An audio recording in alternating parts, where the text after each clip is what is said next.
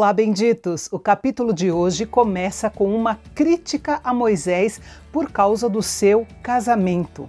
E a iniciativa dessa crítica foi de Miriam, a irmã de Moisés. No original hebraico, o verbo que inicia o capítulo está na forma feminina, indicando que ela tomou a iniciativa de criticar Moisés e acabou convencendo seu irmão Arão a concordar com ela. A princípio, eles criticaram Moisés porque ele havia se casado com uma mulher cuxita. Algumas versões bíblicas traduzem Cuxi como Etiópia. Então, talvez o motivo da crítica fosse pelo fato de a esposa de Moisés ser etíope, ou seja, ser de origem africana. Esta é uma passagem bíblica que tem trazido vários questionamentos e controvérsias, uma vez que Êxodo capítulo 2 diz que Zípora, a esposa de Moisés, era filha de Jetro, que era de Midian.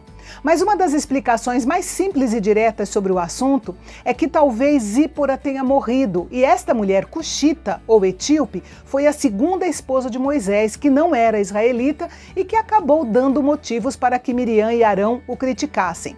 Mas o que realmente irritava os dois irmãos de Moisés era que na cabeça deles Moisés agia como se ele fosse o único por meio de quem o Senhor falava.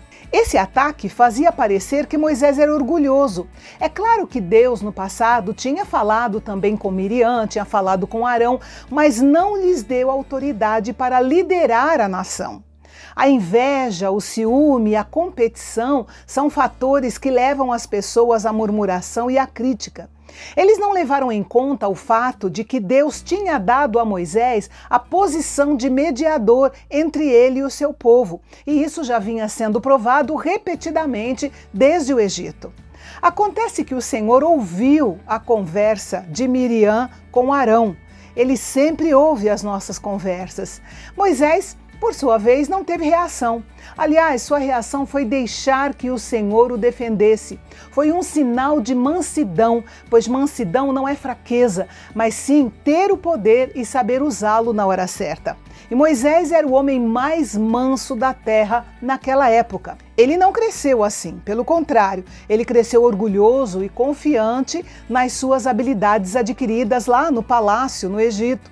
Mas foi o tempo de deserto, lá junto com o seu sogro, que o tornou um homem humilde e muito útil para a obra que Deus tinha a realizar através dele. A Bíblia diz que imediatamente Deus apareceu e chamou Moisés, Miriam e Arão para uma reunião no tabernáculo. E então o Senhor desceu na coluna de nuvem para tornar sua vontade conhecida de uma vez por todas. Deus explicou o que havia de especial em Moisés. A maioria dos profetas recebia a revelação por meio de sonho ou de visão, mas com Moisés, Deus falava face a face. O termo usado aqui, face a face, é uma figura de linguagem se referindo a uma grande e profunda intimidade entre Deus e Moisés. Deus precisava de um homem íntimo com ele para ser um vaso de revelação e um líder adequado para a nação durante o período do Êxodo. Esta comunhão foi um presente de Deus para Moisés. Por mais que Miriam e Arão não quisessem reconhecer isso, Moisés tinha um chamado e uma capacitação especiais perante o Senhor. Nos nossos dias, os líderes na obra de Deus devem ser responsáveis e abertos a críticas, a questionamentos, mas não precisam se tornar alvos silenciosos para aqueles que têm prazer em fazer críticas mesquinhas, falsas e automotivadas. Na sequência, a Bíblia diz que depois de deixar claro que estava irado com aquela situação, o Senhor se retirou. E quando a nuvem da presença de Deus se afastou da tenda, Miriam ficou leprosa instantaneamente.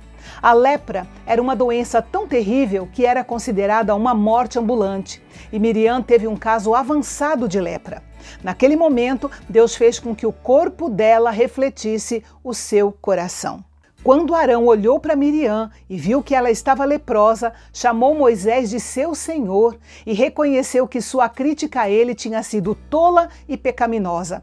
Claro que ele deve ter ficado com muito medo de que o próximo a ficar leproso fosse ele. E então Moisés clamou ao Senhor e disse: ó Deus, por misericórdia, cura. Esta foi a primeira palavra falada por Moisés neste capítulo. Ele não tinha falado nada durante todo o tempo em que foi acusado.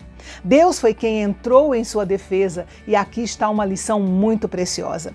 Quando um líder percebe que as acusações feitas contra ele são infundadas, ele tem dois caminhos: confrontar dentro do padrão que a palavra de Deus orienta, ou fazer como Moisés, ignorá-las, deixar Deus entrar em sua defesa e manter-se ocupado com o que o Senhor o chamou para fazer.